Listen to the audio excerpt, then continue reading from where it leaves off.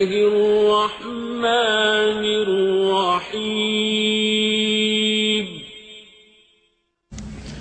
Now, I have dealt with this topic before, and initially when I started talking about the subject of what the Bible says about Muhammad sallallahu alaihi wasallam, I didn't know at the beginning, and for a very long time I didn't know that the Holy Prophet Muhammad sallallahu alaihi wasallam was mentioned by name in the Bible.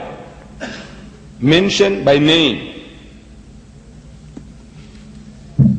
Learned men will say, look where? Brother Swaggart has been through the Bible, as he says, countless number of times. Certain verses he's mentioning in his books, he's read it countless number of times. I have read the Bible through many times. And others such as I have read it many more times, much more educated than I could ever be, understanding both Hebrew and Greek. And with this countless number of reading, the man doesn't see it. How can that be? I said, you see, what has happened is this. First, that Muhammad is mentioned by name in the original scriptures. The Old Testament, according to Christian authorities, was preserved in the Hebrew language, and the New Testament in Greek scriptures, Greek language. In the Old Testament, in the Song of Solomon, chapter 5, verse 16, in the Hebrew language, it reads, I'm sure Brother Swaggart would appreciate it, because I thought I heard him say that he knows Hebrew and he knows Greek. In the Hebrew language, it says, Hikko mamitakim vi kullo Muhammadim zahdudi vi zahra'i bayna Jerusalem. Song of Solomon, chapter 5, verse 16. The word Muhammadim is Muhammad, im, I am im. Im is a plural of respect in Hebrew. You see the first verse of the Bible, book of Genesis, chapter 1, verse 1. It says, in the beginning, God created the heavens and the earth. The word God in Hebrew there is Elohim.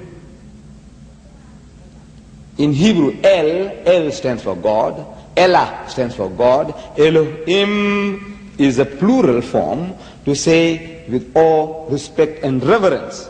Plural of respect. In all Eastern languages, including Arabic and Hebrew, there are two types of plurals.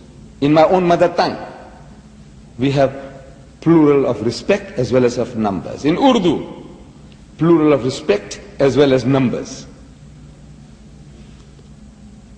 You see, in the Quran also we find the very same thing. Like the verse Allah says, Inna nahnu nazzalna dhikra wa inna lahu lahafizun. That it is for us to send down the revelation and it is for us to protect it. Who is this us? Ask any Muslim. Who is this us? Is Allah, Jibreel and Muhammad, like Father, Son and Holy Ghost? No. But is us, who is us? When we are told in the Holy Quran, قُلْ هُوَ اللَّهُ أَحَدٌ, say, He is Allah, the one and only. Here is talking about us. No Arab Christian has ever asked the Muslim, I said the Arab Christian, has ever asked the Muslim, who is this us?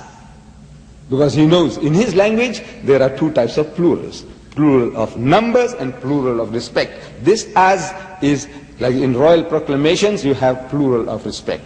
We have decreed, says the queen. We. Who is this we? Not she and her husband and her son. No. It's standing for herself. Out of respect. Plural. So Elohim is a plural of respect. Im. El is God. Elah is God. Elohim is more than one of respect. But our Christian brethren, you see, when they want to prove the Holy Trinity, that God Almighty is to be found in three persons, three personalities in a Trinity, So they say this as stands for Father, Son and Holy Ghost because it is in the plural. So admittedly it is in the plural. But if it stands for gods, that's a correct translation. But there is not a Bible on earth with the dozens of different versions. There's not a single Bible on earth where it says, in the beginning gods created the heavens and the earth. I said, why are you so dishonest? If it is plural, why don't you put plural? You say, in the beginning gods created the heavens and the earth. Why do you say God? You see, if it's plural, say so. That they were gods, Father, Son and Holy Ghost, and these three put together, they created the heavens and the earth. No. Ask any Jew. This is his book. Ask him what is his im. He said, look, in my language, this is the plural of respect. God is one, but out of respect we speak like that. Im. It says Muhammad im, Muhammad im, plural of respect. The word is there in the Hebrew language. In the original, what they call original, it's there. But they have translated that in English as altogether lovely. So this beloved of mine is altogether lovely, says Solomon. When you read altogether lovely, you can't associate with the word Muhammad. You read it 1,000 times, altogether lovely, altogether lovely. Or let's say in another language, the praised one, the praised one. Muhammad means the praised one. But he said the praised one, the praised one. You can't think that he's talking about Muhammad, though Muhammad means the praised one. You have no right to translate names of people. Anybody. Your name should be retained. Mr. Black is Mr. Black, though he's white. He's a European, a Caucasian. But you can't say Mr. Abu Aswad. You can't say in Arabic, this is Mr. Aswad. He is Mr. Black. When I say in Urdu, I say Mr. Black hair. I can't say Mr. Kala. You know, it's ridiculous. I have no right to translate names of people. You know, at one time, the president of South Africa was Munir Swat. Munir in Afrikaans means Mr. Swat means black. Munir Swat means Mr. Black. But I have to retain the word Swat to tell you that he's an Afrikaner. If I translated it as Mr. Black, you might think he's an Englishman. If I translated that Mr. Kala, you think he's a Pakistani. Can you see? If I translated it into Zulu, Nimzan Mnyama, it means black. He'll think he's a Zulu, the president of South Africa. You have no right to translate names of people.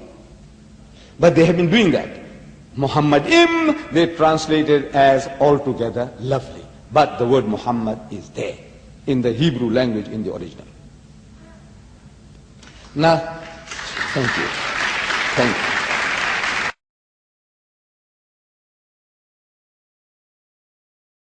أفمن شرح الله صدره للإسلام فهو على نور من ربه فويل للقاسية قلوبهم من ذكر الله